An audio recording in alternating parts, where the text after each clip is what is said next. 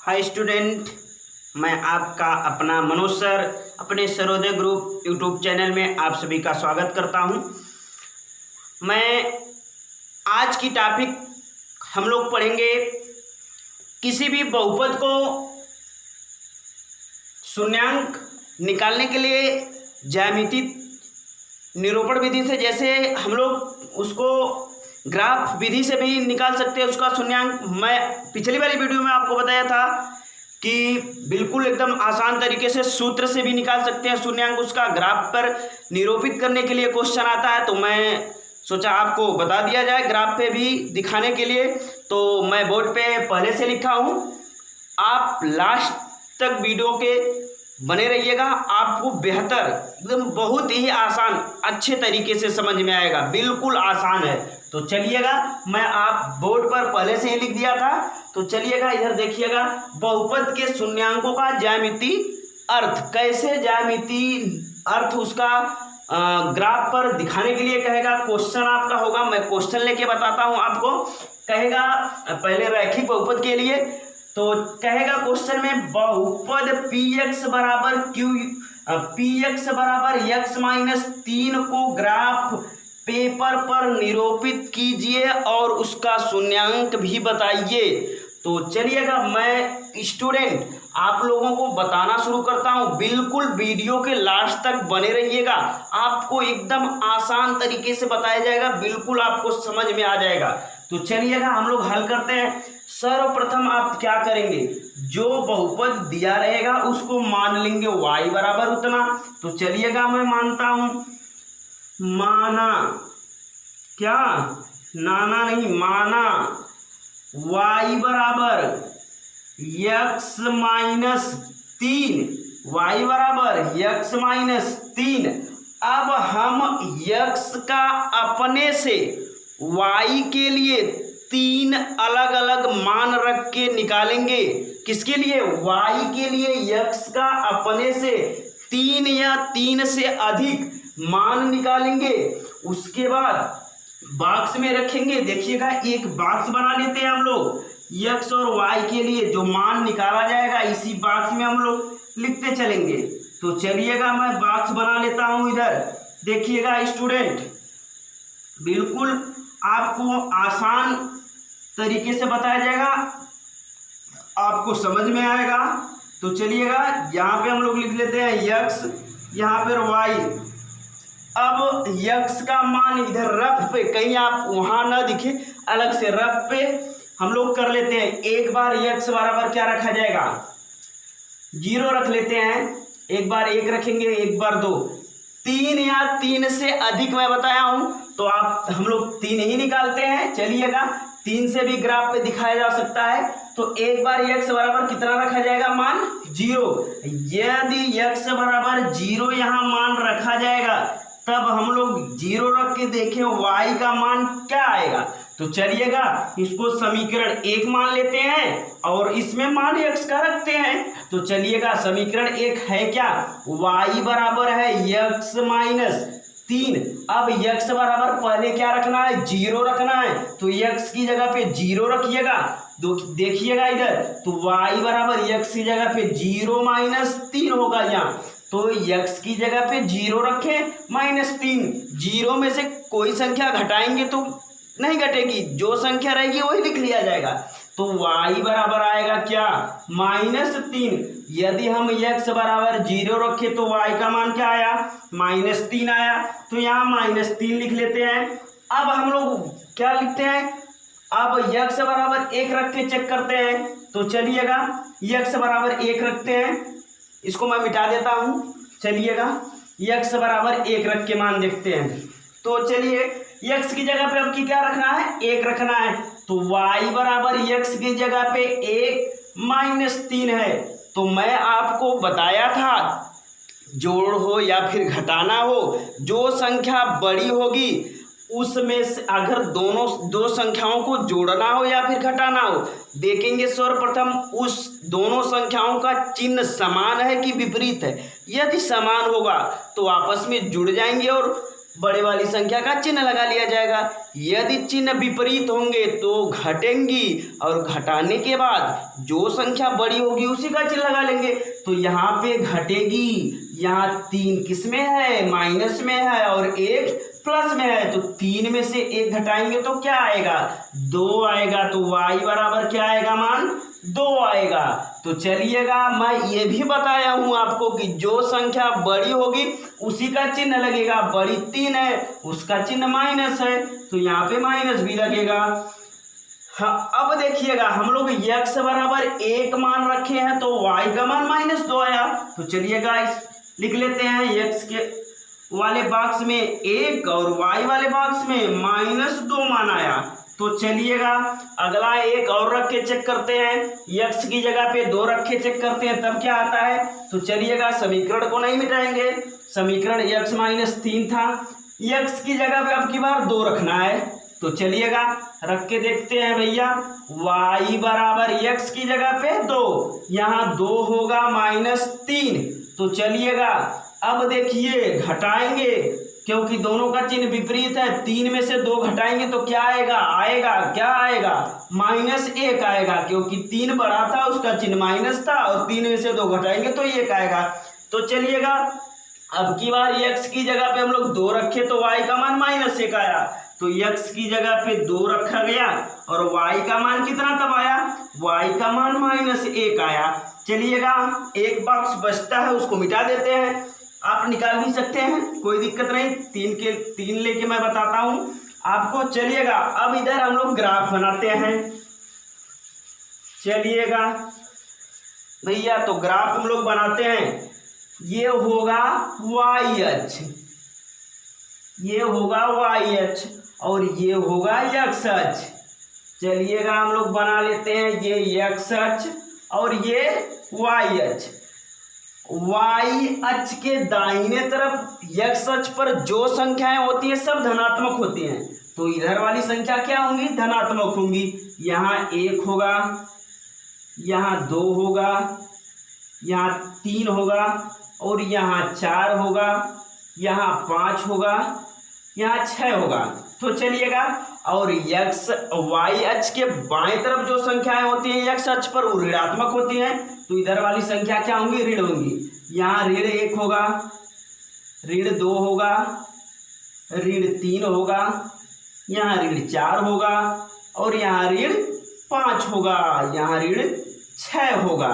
तो चलिएगा, अब x अक्ष के नीचे वाली जो संख्या y अक्ष पर होती हैं वह ऋणात्मक होती हैं, और जो ऊपर होती है वह धनात्मक होती हैं। तो ये ऊपर वाला हम लोग लिखेंगे तो यह क्या होंगी, सब संख्याएं धनात्मक होंगी। तो यहाँ +1 होगा, यहाँ पे +2 होगा, यहाँ पे +3 होगा, यहाँ पे +4 होगा, और यहाँ पे +5 होगा, यहाँ पे +6 होगा। और नीचे लिखेंगे तो वही संख्या क्या हो जाएंगी, ऋणात्मक हो जाएंगी। तो यहाँ ऋण 1 होगा, ऋण 2 होगा, और यहाँ पे ऋण 3 होगा, ऋण 4 होगा, ऋण 5 होगा, और यहाँ पे ऋण 6 होगा। तो चलिएगा भैया, अब हमको क्या करना है, अब दिखाना है ग्राफ पर x -3 को। तो हम लोग यहाँ पे निकाले हैं, इसको निर्देशांक के रूप में हम लोग लिख सकते हैं x, y, और इसको क्या लिख सकते हैं, इसको लिख सकते हैं 0, -3, और इसको क्या लिख सकते हैं, इसको लिख सकते हैं 1, -2, और इसको लिख सकते हैं 2, -1। अब यही हमको ग्राफ पे चल के दिखाना है।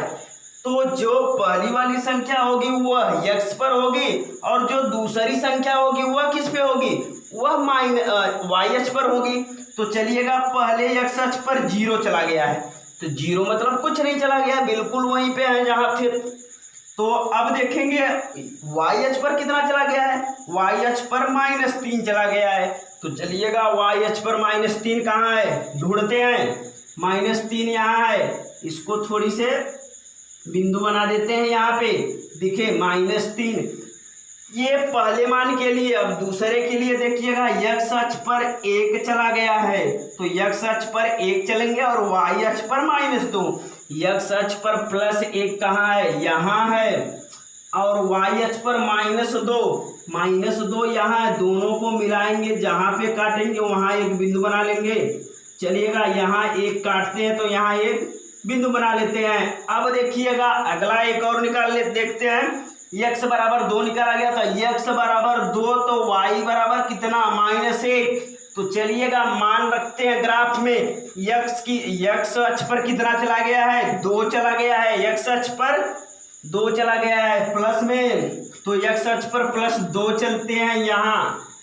और y अक्ष पर कितना चला गया, -1 चला गया है, तो -1 दोनों को मिलाते हैं। देखिएगा कहाँ पे काटते हैं दोनों, ये बिंदु काट रहे हैं, यहाँ एक बिंदु बना लेते हैं।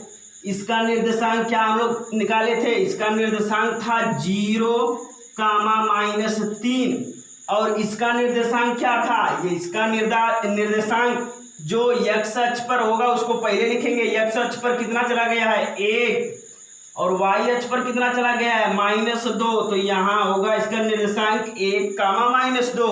इसका निर्देशांक क्या होगा, x अक्ष पर कितना चला गया है 2, x अक्ष पर 2 और y अक्ष पर -1, तो -1। देखिएगा यही सब होगा मान।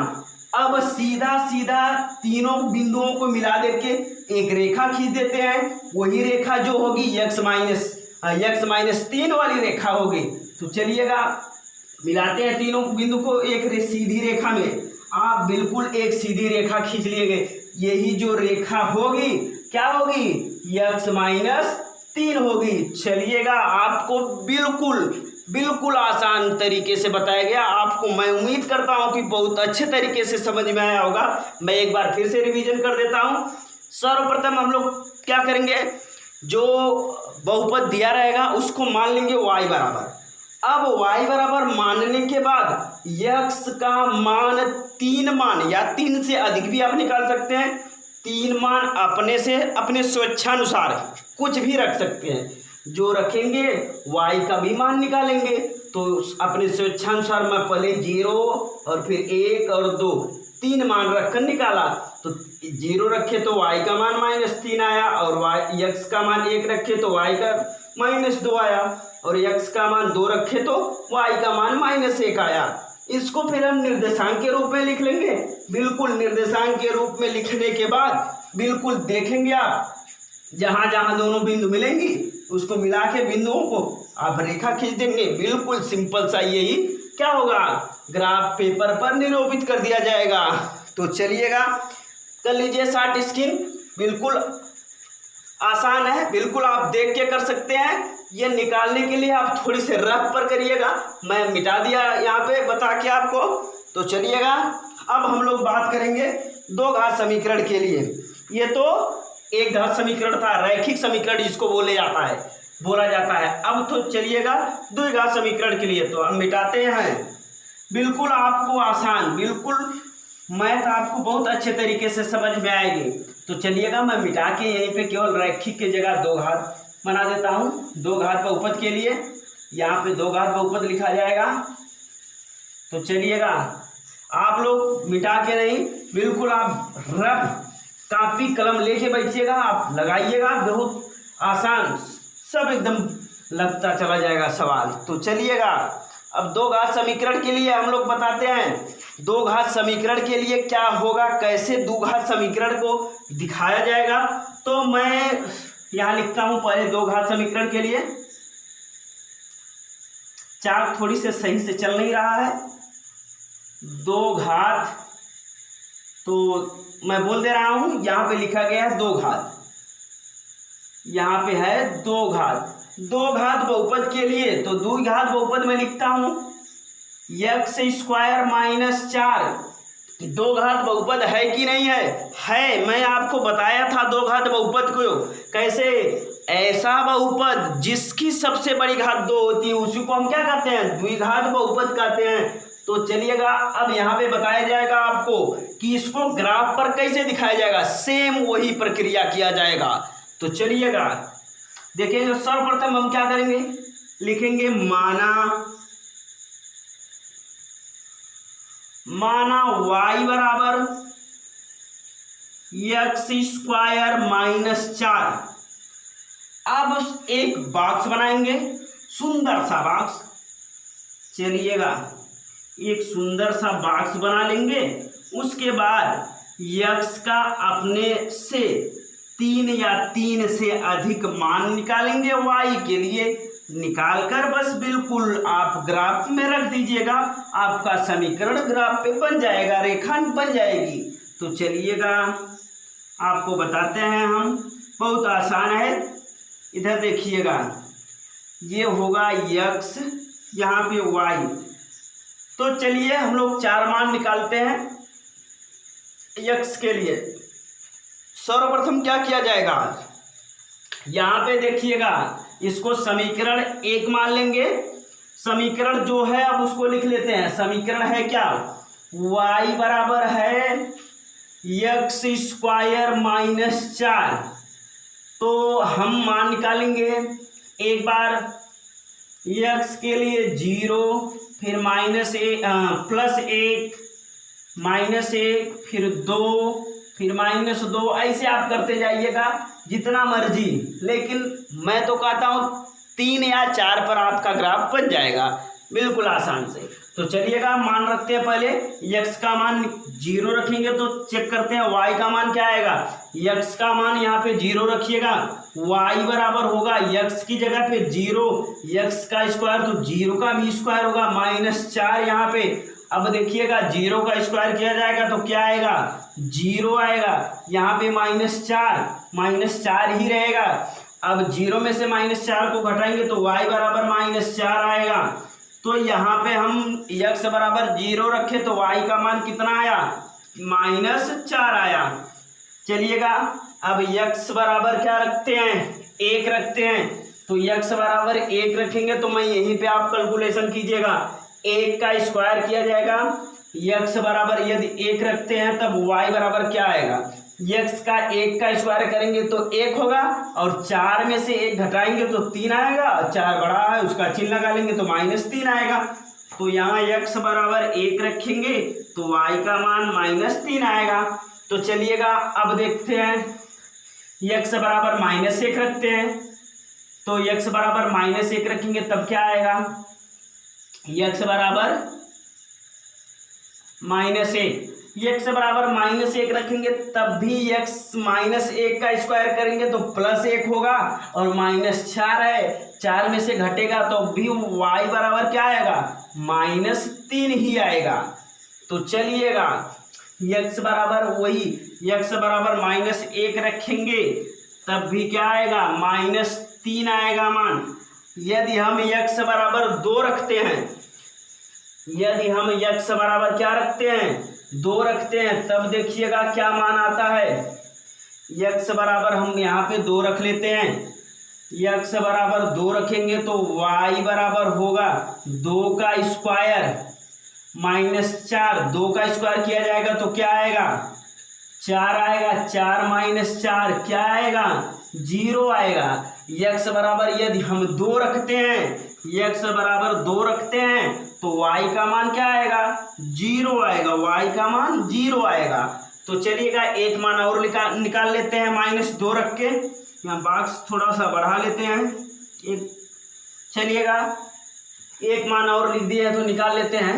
x बराबर यदि -2 हम लोग लिखते हैं तब क्या आएगा, x बराबर यदि x बराबर -2 तब देखिएगा y बराबर क्या आएगा मान, यहाँ -2 का स्क्वायर किया जाएगा, यहाँ पे -4 है, -2 का माइनस का स्क्वायर किया जाएगा तो प्लस हो जाएगा, और y बराबर 2 का स्क्वायर किया जाएगा तो 4 - 4 होगा। यही होगा, यहाँ पे भी क्या आएगा, 0 आएगा। यदि हम -2 रखते हैं तब भी उसका मान y का मान क्या आएगा, 0 आएगा। यहाँ पे देख लीजिएगा, घटाएंगे या फिर काट दीजिए, मान क्या आ जाएगा, 0 आ गया। तो मान सबका मान अब पता हो गया। चलिएगा अब हम लोग ग्राफ बनाते हैं। चलिएगा तो ग्राफ बना के बिल्कुल आसान है, आप दिखा सकते हैं। तो चलिएगा इधर ग्राफ बनाते हैं हम लोग। तो ये होगा YH और ये होगी XH। चलिएगा ये YH और ये XH। तो चलिएगा, मैं बताया था y अक्ष के दाहिने तरफ x अक्ष का मान धनात्मक होता है। यहाँ पे धन 1 होगा, लिखा नहीं जाता है, छुपा रहता है प्लस। तो यहाँ पे 2 होगा, यहाँ पे 3 होगा, यहाँ पे 4 होगा और यहाँ पे 5 होगा। तो यहाँ इधर वाला ऋणात्मक मान होगा, बाएं तरफ वाला यहाँ पे होगा ऋण 1, यहाँ पे होगा ऋण 2 और यहाँ पे होगा ऋण 3, यहाँ पे होगा ऋण 4, यहाँ पे ऋण 5 होगा। और मैं बताया था x अक्ष के ऊपर y अक्ष का मान धनात्मक होता है। यहाँ पे धन 1 होगा, यहाँ पे धन 2 होगा, धन 3 होगा, यहाँ पे धन 4 होगा और यहाँ पे धन 5 होगा। तो नीचे वाला ऋणात्मक मान होता है, यहाँ ऋण 1 होगा, ऋण 2 होगा, ऋण 3 होगा और यहाँ पे ऋण 4 होगा, ऋण 5 होगा। तो चलिएगा, अब मान आपको यहाँ पे रखना है।